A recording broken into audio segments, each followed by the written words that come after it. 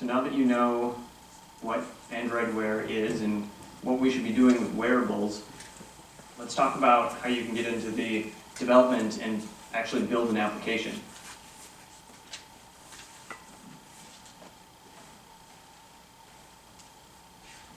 My name is Chris Black. I'm a software engineer at MentorMate. You can follow me on Twitter, and my GitHub has a number of examples related to Android and Android Wear. But really, before you build an application, you should understand the different types of wearable apps. If you look at Android Wear as an extension of your phone and providing the user with various functions or gateways into your application, there are a number of different ways you can go about doing that. And taking a look at what you can do is really important before you actually start prototyping or building out an app. It can also help decrease the barrier to entry if you realize that you could do something as simple as improving existing notifications within your app instead of having to build a fully featured self-standing application on its own. I actually just wrote a blog post today that I think will help whether it be sales or product owners understand the different options they have for Android Wear or even Apple watches. So it's kind of platform agnostic and talks about the different types of things you can do and the different stages you go through when you build an application. So during my presentation, we're going to go through some code samples for the very early stages of Android Wear, the stages that you don't even need a Wear application running on the watch. It's something that you can actually drive completely from the phone. And given the way that Google has written the APIs, you can do that very easily. And Apple and the watch kit that they've released, I believe that you can do very similar things with that as well.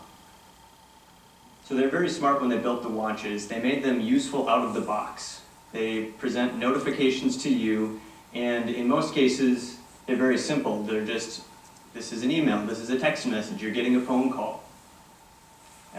You can take a look at the weather, and that's an example of a very simple notification where you're not really doing anything other than glancing at it to find out an update in your life, so you don't have to pull out your phone to check these basic functions.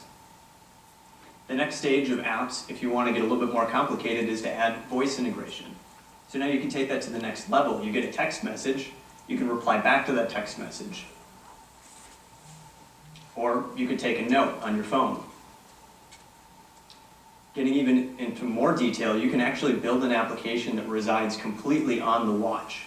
So the next step, if the first two things don't complete your goal or business need, you can actually then build out a fully featured application running on the watch to monitor different things, to send information back and forth between the phone, or to run completely independently on the watch. An example of that would be a watch calculator.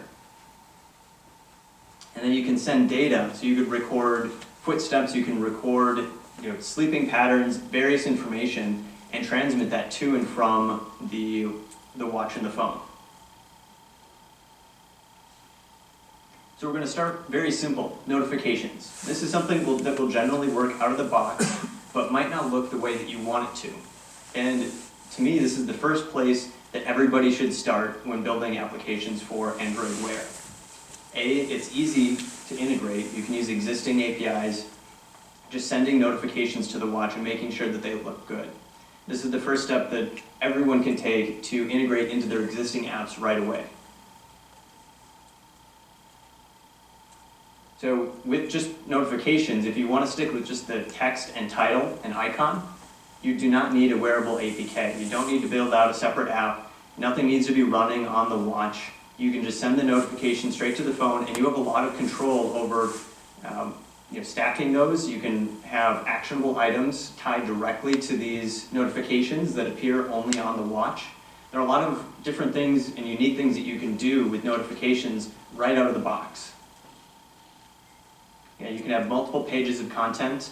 So if you have more than one thing to show, like with the weather app, where the first page is the current weather, and you swipe to the right to view the weather for the next 5 days. So the prerequisites for this, sent out an email. And don't worry if you aren't able to get everything set up. as I'm walking through this. That's okay. There's a lab period at the end of the presentations where we'll walk around and help you get set up and make sure that everything is good to go and answer any of your specific questions.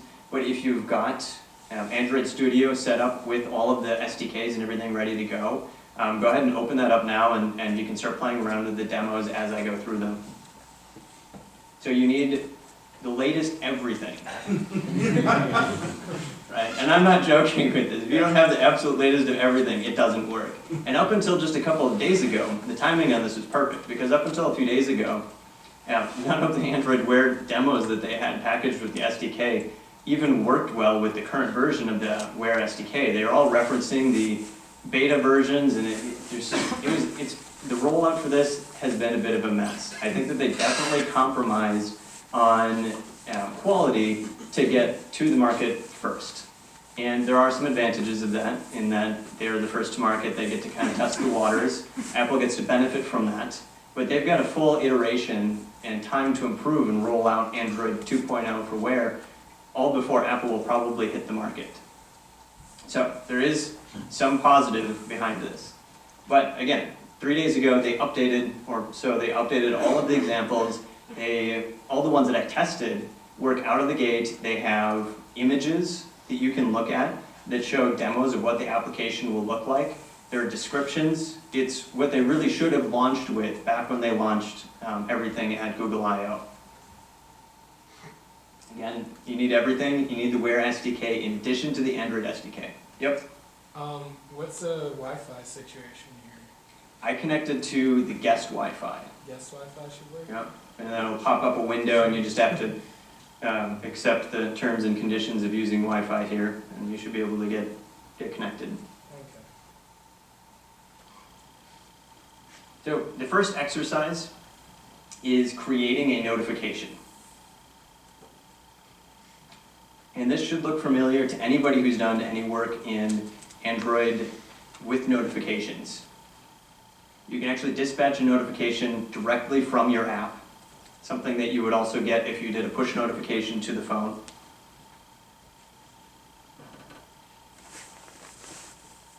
I'm going to pull up Android Studio. Of course, nothing is. There we go.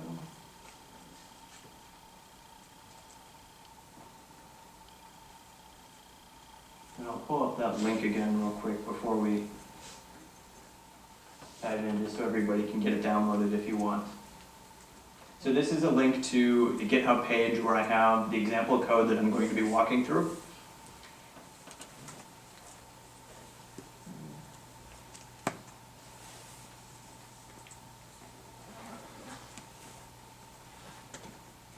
Again, you don't need a Wear activity. You're just going to build, if you're doing this from scratch, you're going to create just a new Android application. You don't need to check any boxes with Wear or anything like that. Now, you're able to just create a notification using the support libraries. I'm going to walk through this real quick. It's just got a button on the screen. You tap the button and it dispatches a notification to the watch. It's very simple, but a good first exercise, and in most cases this may be enough for your application. We're going to scroll down to the on create, and with this you inflate your activity, you assign your button, and then you add the click handler to the button so that you can actually dispatch the notification when it's clicked. It opens up the notification on both the device and on the watch, and that's really all you do to start with. So to demo this, let me see if this works. I've actually got a webcam that I'm going to attach to my head. I've done this before, it works. Trust me.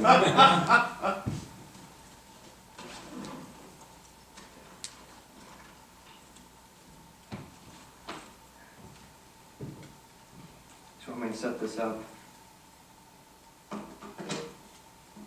I can show you how this works on my phone and watch. Bluetooth, right? Bluetooth.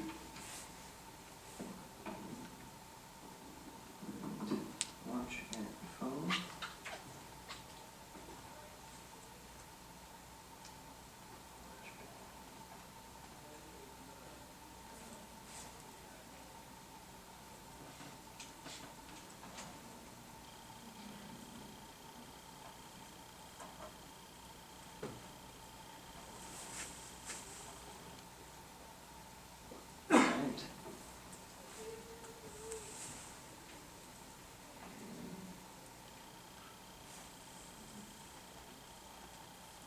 So this is the camera. I've got a headlamp that I have attached to.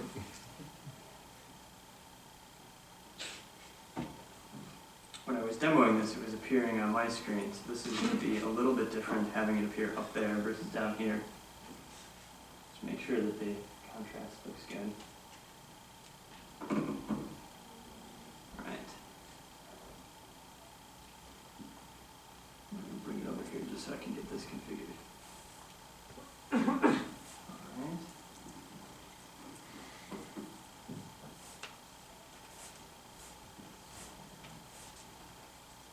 Notification.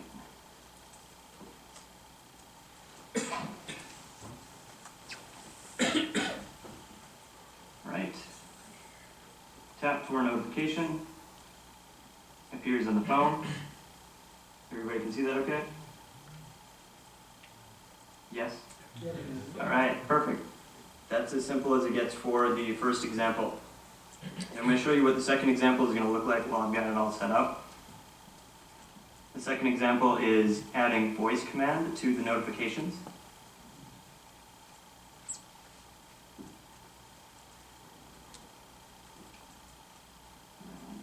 So we're going to try the notification. Light on at home, turn it off. You can tap reply. Hello world. Never lie. It sends it back and appears directly on the phone. Alright, again, how was the quality on that? Everybody could see what was going on? Alright, perfect.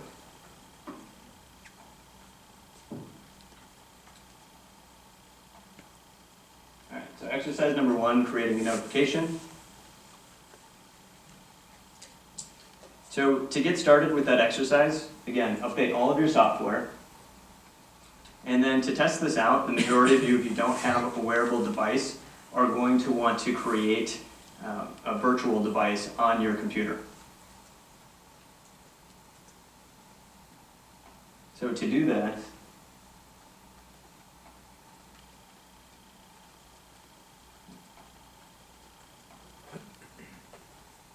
we're going to run the application and create a virtual device just as you would on, like, for a phone.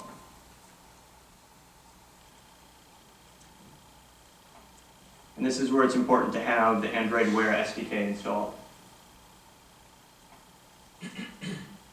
The other thing that I found out was that in the SDK manager, the hacks library to increase the performance and allow you to run the faster emulator, if you install it through the SDK manager and it says installed, that does not mean that it's installed. Did a little research and found that you actually need to go into the SDK folder, find it and run it in order to actually install it on your device. So if you run into that, it's a little tip. Just because the SDK manager says you have it doesn't mean you really have it installed. I'm going to show you what the Android Wear emulator looks like. You set it up with basic settings.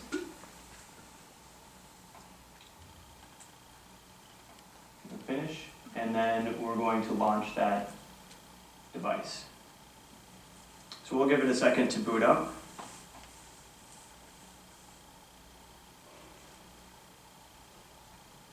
The next thing to keep in mind, before you can actually connect your phone to this device,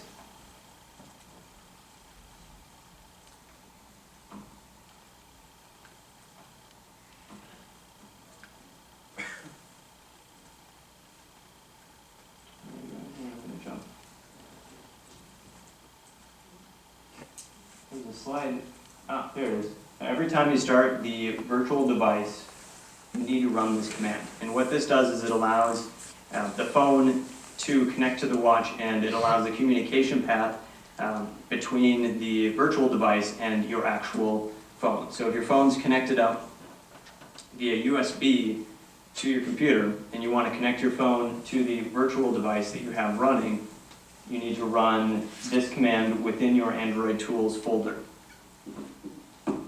So once you get the Android virtual device set up on your machine, the next step that you're going to want to do is run this command.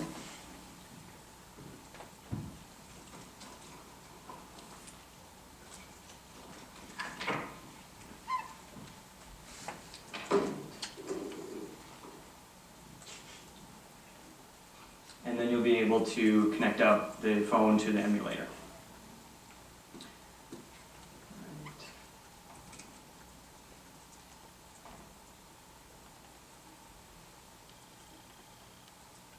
Alright, so the second demo with adding the voice command to the notification, it actually extends the first demo. If we open the code up for that, we can actually take a look at what that looks like.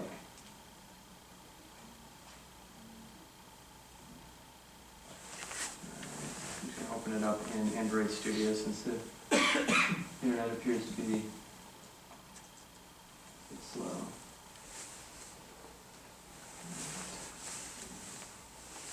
Is there a way that I can just mirror these two displays? Everybody have on Apple? Yeah. A quick way to do that? The displays and then The checkbox. Displays and then mirror. Alright, sorry.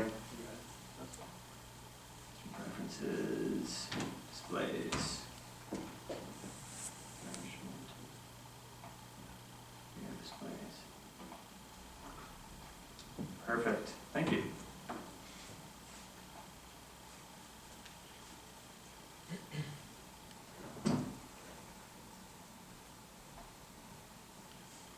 Excellent, that makes things a lot easier.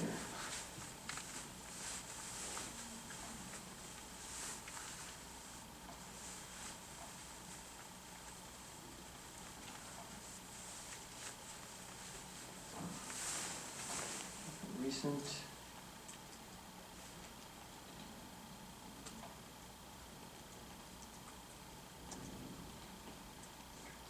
Projects.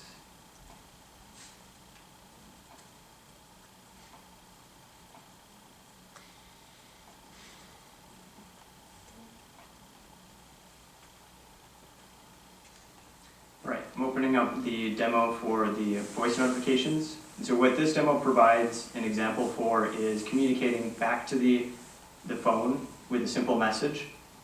Again, we do not need,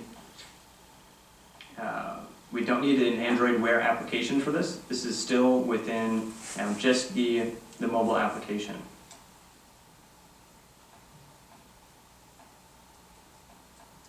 So you'll notice in both of these projects that I've got a main activity and then a reply activity. And the purpose for this is so that you can actually open up a completely separate activity when you make that action on the device. So if you tap to open on the phone or if you tap to reply, it then opens up that new activity and sends the data to that activity. You could just as easily create a background service or something that runs in the background that collects that reply or that data or that information directly from the user as they go, so that they don't actually have to pull out their phone and take a look at it. I think that for demo purposes, it's easier to actually visually see something than to have the information picked up in the background.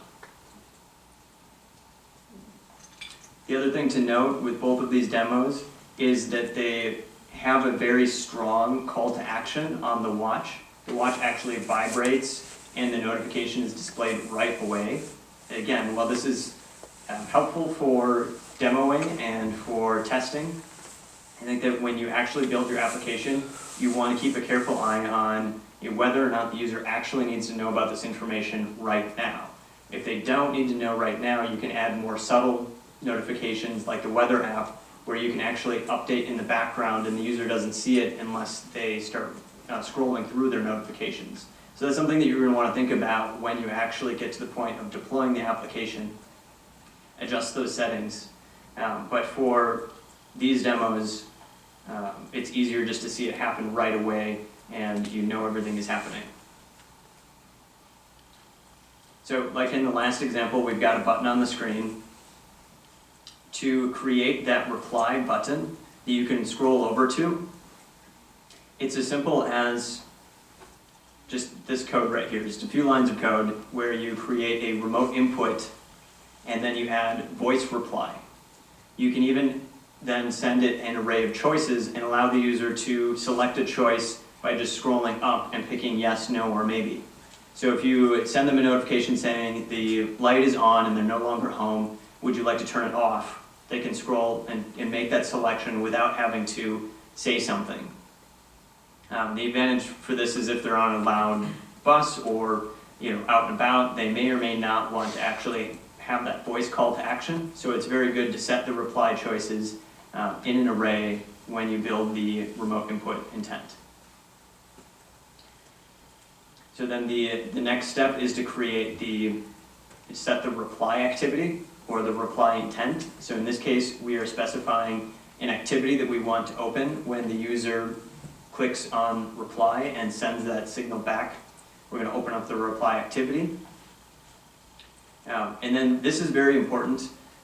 When you create the intent, you want to cancel any current or existing notifications. And so this is something that I think a lot of apps initially are going to suffer from, where you have the concept of notifications in the phone and you just infinitely stack new notifications onto the older ones, and it's just this huge list of notifications.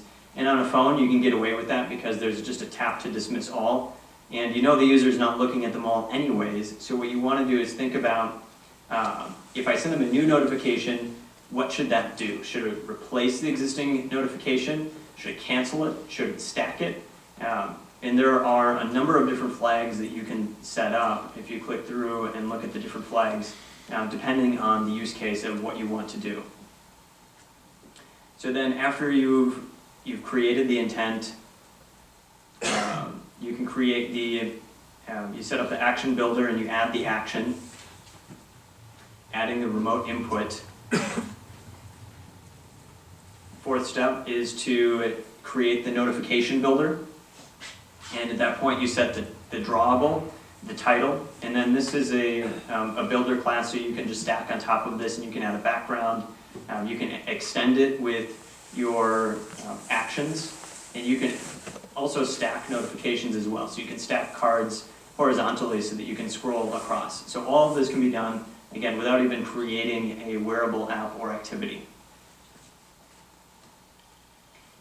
And then the method that specifies our notification and whether it has a sound or vibration. Using the default of all is going to notify the user in all ways it can. So it's going to vibrate, it's going to contact them right away, and this is where you can specify how you want to notify the user and how you want them to receive the notification. And then make sure that you allow the user to dismiss the notification or dismiss it once it's been pressed. One thing that they've made comments to is if you don't make a way to easily dismiss your notifications, or if your notifications in any way are annoying to the user, what they can do is just check a box saying that those notifications will not appear on the watch ever again.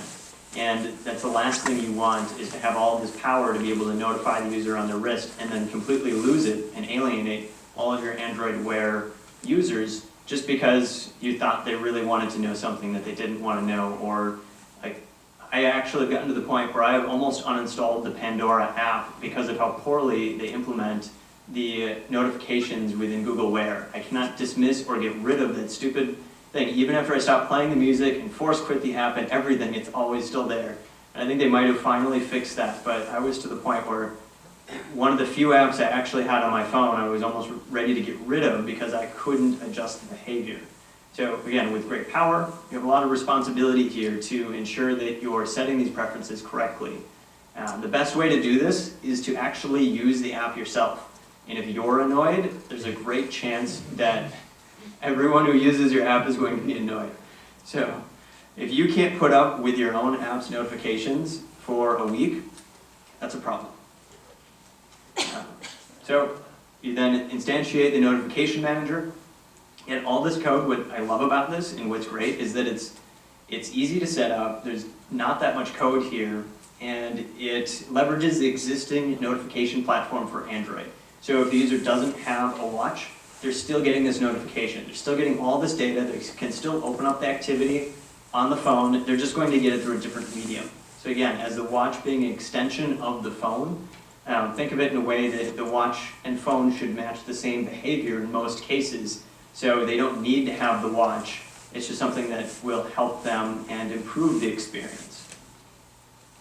And then when the button is clicked, you then call notify on the notification manager, passing in notification ID, and then the builder. So I kind of walked through all 6 of the steps to create a notification that has a reply button. And this is very similar to if you get a text message. This is basically exactly the same thing. You get a notification, it has a title, it has a body message, it has a background image, it has your app icon for Hangouts. You can swipe to the right and reply directly to that message. So again, this may be enough in most cases for very simple applications and getting going with Android Wear.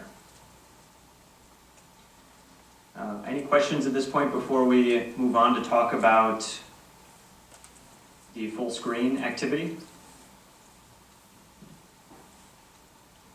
And then after I briefly talk about the full screen activity, which is by default what happens when you create a new project and select Android Wear, Brian is going to talk in more detail about the applications and how you can customize them a bit more or brand them more and kind of do more advanced functionality.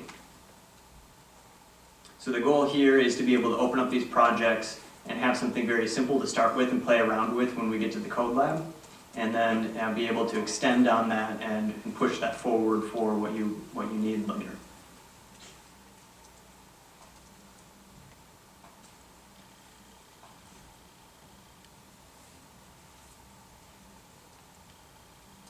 All right, so we added the remote input, we created the action, added the intent handler, and then dispatched the event with the reply action. So again, straightforward, simple, but very powerful. Full screen applications. So I think this is where you get to the point where you've really got to have a big budget, or in our case, a lot of motivation to really play around with this stuff and create something fun. But in most cases, for many clients, a full screen application is going to be overkill. For most existing applications, unless you really think about, unless you have a specific use case, for example, the timer in the Betty Crocker app, or have a reason to dispatch a full screen application, you don't want to force a client on this, especially as a first step into wearables, because it's a bigger investment and it requires a bigger commitment in testing, in UI, and in creating a good user experience. But this is arguably the more fun part of it, the piece that I started out with, maybe by mistake, where I created an application that runs in the watch, and I can have my phone in my backpack, and it will, as I'm riding my bike, tell me how fast I'm going. So again, very simple app, very straightforward, but I chose to go with a full screen application for that, so I had full control. I could leave it on, I could monitor that as I was biking, and it provided me with that type of a use case. So in the case where you have a calculator or you need a full screen application or a more customized or styled application, you actually now need a completely separate application that runs on the wearable device. It is packaged up with the mobile phone application when you publish it to the market, so the user will automatically get both of those when they download it and put it on their phone. And again, it requires a separate package. You can share code between the two if you want, and you can communicate between the phone and the watch as well. One issue that I did run into when communicating between the phone and the watch, it was smart enough to know that I was sending the same speed of 0 miles per hour while I was sitting in the living room in the chair in front of my computer. And every time I sent that 0 miles per hour, I tried to hit a breakpoint on my watch and would never hit the breakpoint. I was getting really frustrated because it only fired every once in a while. And I figured out that it was because every once in a while it changed the type of data I was sending, and it only sent the information to the watch if the data changed in some way. So if you're debugging or testing, you can add a timestamp to the message, but it's smart enough to know that the display shouldn't change, so why should I send it data and waste that energy on the watch, which is very precious for battery power, when the speed didn't change. So when you're debugging or creating your applications, keep that in mind too, that during debug you may want to put a timestamp or something a counter that always changes, and then remove that when you actually get to production so you're not wasting the user's battery later down the road. So they can communicate with the phone, full screen applications, but they can also be standalone. Like the calculator in no way communicates back to the phone. There's no need to. But in the app that I had where it's monitoring how fast you're moving, it's making that calculation based on the phone. So it only works if the phone is in proximity with a GPS connection. So there are a lot of different options you have right here with this, and there's a big scale of complexity on how far you want to go, whether you want it to be a standalone app, like a scorekeeper app or a calculator, or whether you want it to actually be actively communicating, or the set and forget, like the timer for taking something out of the oven. It's something where you send it, you set it, and you forget it. You're not making that continuous communication. You don't need to sync that timer up with anything else. So one great way to open up a full screen app is through a notification. So when your user gets a notification, like, hey, I noticed you started riding your bike. Swipe to the left, open the full screen app. That's the easiest, most fluid way that the majority of full screen apps are opened. The other way that you can open a full screen app is scrolling down to the settings or open app and then scroll through the list of apps, and it's a real major pain. There are some existing apps out there that have kind of a hacked menu, but I think it's one thing that they either haven't thought through or assumed that users wouldn't necessarily want to do.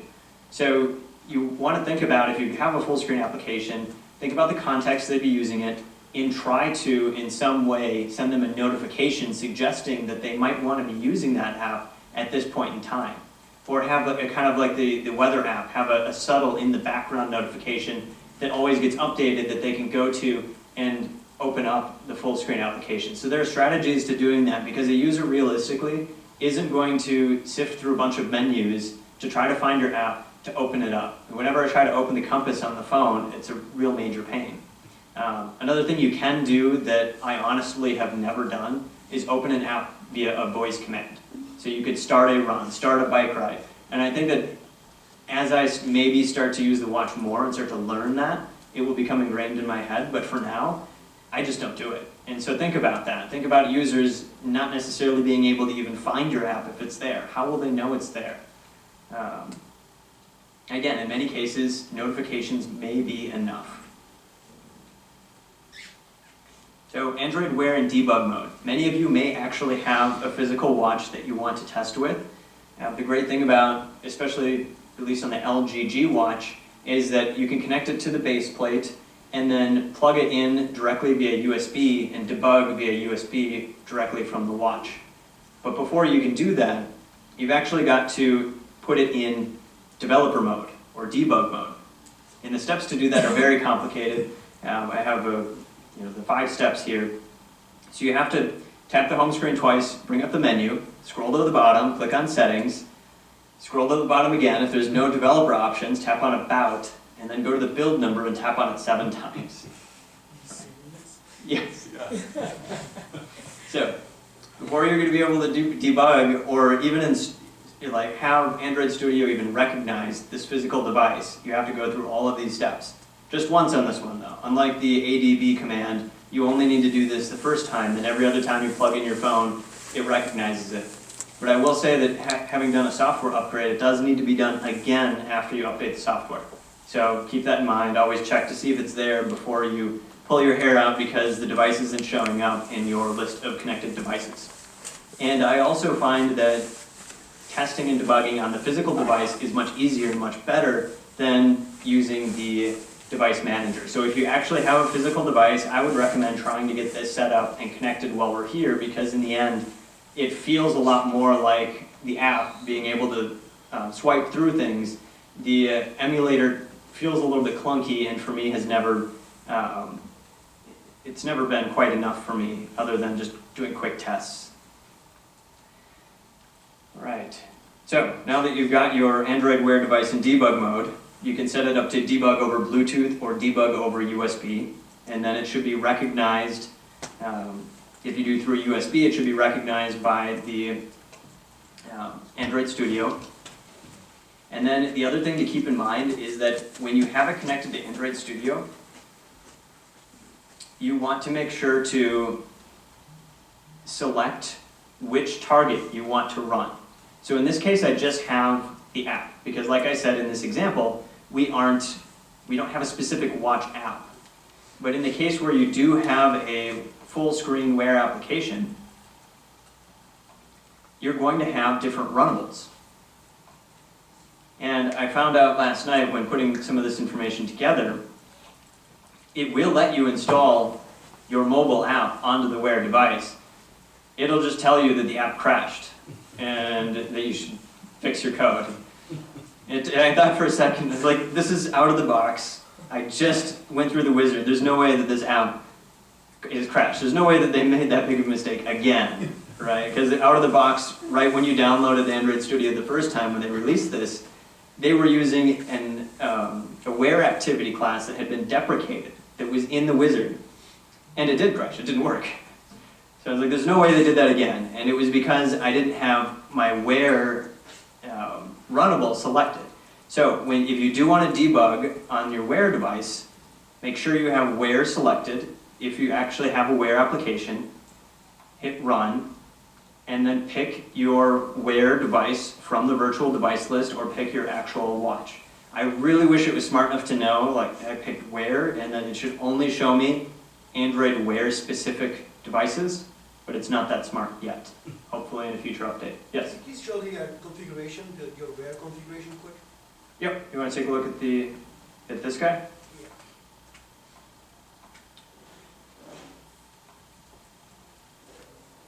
It's the same. Again, this requires, the x86 required the Haxum library that I had to install directly from I believe it was in the extras, Intel hardware, Haxum for Apple. So I had to install that before the x86 emulator would work, or you could use the AMD emulator. But this will make your emulator run 100 times faster. So if you're going to use the emulator, install this.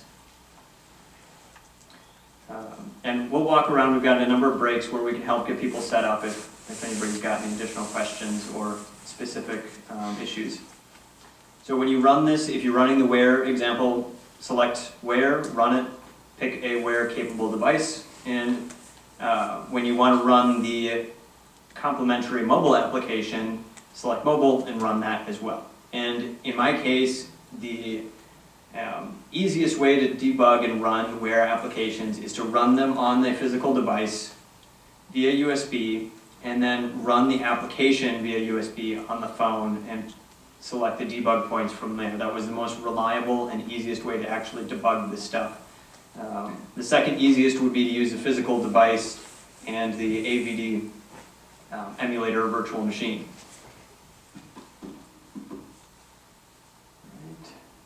So the last example, I didn't commit it to the repository yet because it's really just creating a new project through the wizard and selecting Wear. So when you create a new project, you want to pick whatever minimum version of Android you want to use and then pick the Wear checkbox as well, and it will walk through the wizard, and when you're done it will create a mobile directory and a Wear directory for you.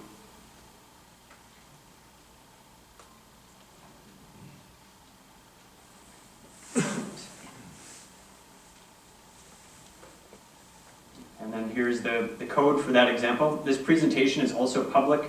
I can share that out as well via the group or on the, when I'm done here, I'll post it to the page so that people can go back through this and look at it and get all those little tips and tricks that I had in there and get links to all the code examples that I've got. And for me, I've come to an end of my time and have additional resources. The Tuts Plus Wear tutorials walk through what we talked about today. So they walk through creating those notifications, creating the full screen notification, really all of the basics. And even though it doesn't sound like as much fun just doing the notifications, it's a great exercise for you to walk through and understand the basics so that you have a good jumping point into how do I get into my full screen app? How do I navigate through these things? The Tuts Plus tutorials are great. I found them to be very easy to use. At this point, they are a little bit dated in the, some of the stuff they say to download. There is a code lab that we're going to suggest you download and run as a part of the code lab we have today. It's a great starting point with a lot of different examples set up in there. There are design mockups. I've got a thumb drive as well with a lot of the stuff on it. So I've got the SDK and some other stuff if you don't want to download. It was 4 gigabytes of data for all of the SDK stuff I had, and that's compressed. It was 8 gigabytes uncompressed. But the design mockups are great. There are a lot of PSDs for all of the different examples that Google has provided. There's a link on how to set up Bluetooth debugging, which is something you may want to do today. And then the samples from this presentation are on my GitHub. And the blog post that I wrote today, Wearable Strategy, do you have one yet? And that talks about, what is a wearable strategy? Should you have one? And spoiler alert, yes, you should. You should be aware of wearables, and if you can't convince clients of that, send them to this post or talk through this information saying like, hey, these users are going to start to hate your app. You're going to start to get bad reviews. Get ahead of that. Even if it's as simple as just adding another icon or background image to your notification. All right. Well, thank you very much. We'll save questions on my presentation until we get to the code lab. Just with time, we want to make sure everybody has enough time here. So we will reconvene if you have any questions and getting started. Find me or really anyone in this first row here. We'll probably be able to help you with getting started and set up if you have any questions. Thank you.